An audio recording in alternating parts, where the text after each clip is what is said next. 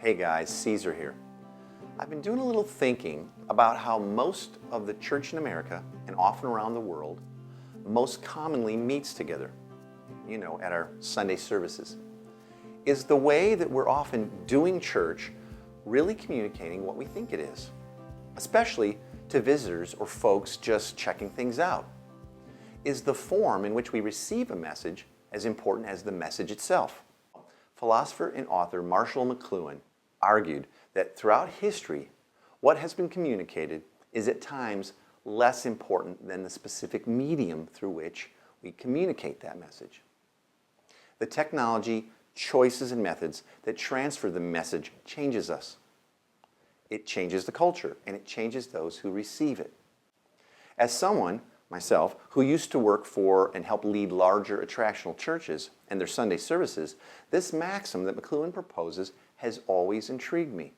In my gut, I think he's absolutely correct. The medium is very much the message.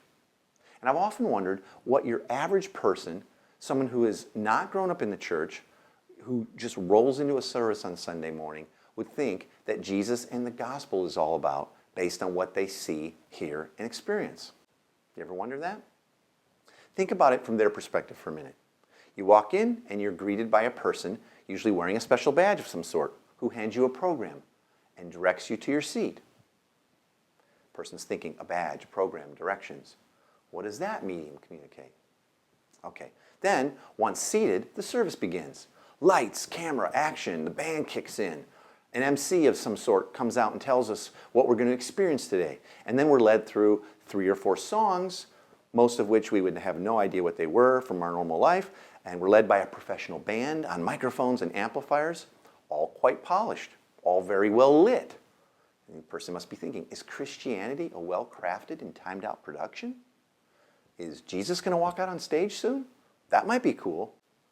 Well, not Jesus himself, but someone special comes out and talks for about 30 or 40, 60 minutes.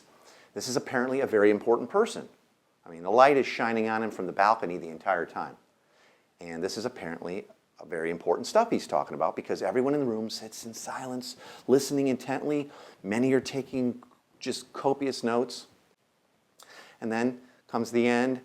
There's a few more tunes, some announcements about programs you can sign up for, which sometimes have a nominal cost to be associated with them, but then there's an opportunity to give your money to those who are putting on the production. But they tell us, the guests, not to worry about this part. But this whole thing's got to be pretty expensive, I'm thinking, to pull off every week.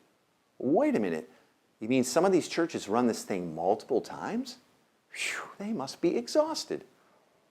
Well, now that it's over, everyone sort of pretty much just rushes out the door back to their cars and to normal lives, I guess. I know that's a bit of a caricature, okay? But unfortunately, pretty accurate in most cases. What's the medium? Assigned greeters, programs, road seating, staging, lights and sound, a special few people who do most of the communication. There's little to no personal interaction or participation. Well, the message?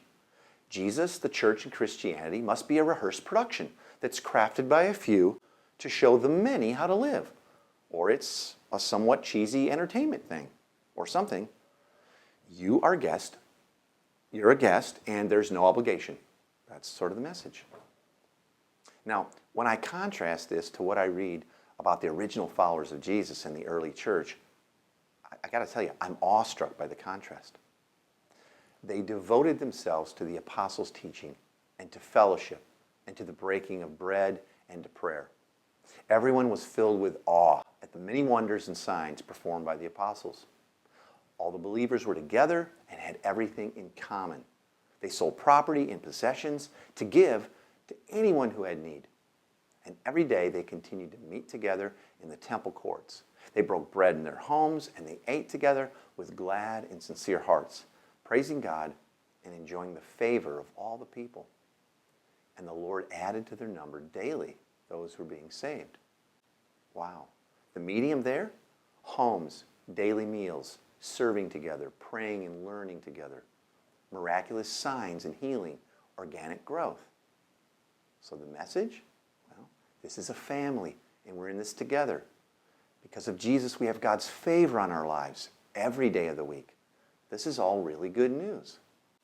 I know some of you who hear this may think me harsh, okay? But I've asked my non-Christian friends what they think about our churches and services, what they think it's all about. And this is actually a pretty soft accounting of their impressions. I love the church, which is people, but just because we have always done something one way does not mean we cannot change it. The next best time to rethink and reshape the medium of how we live together and incorporate others into this life of faith and demonstrate the gospel in action is now. Would you share this with someone else who you think could benefit from thinking through these things? I'd really appreciate it. And as always, thanks for watching.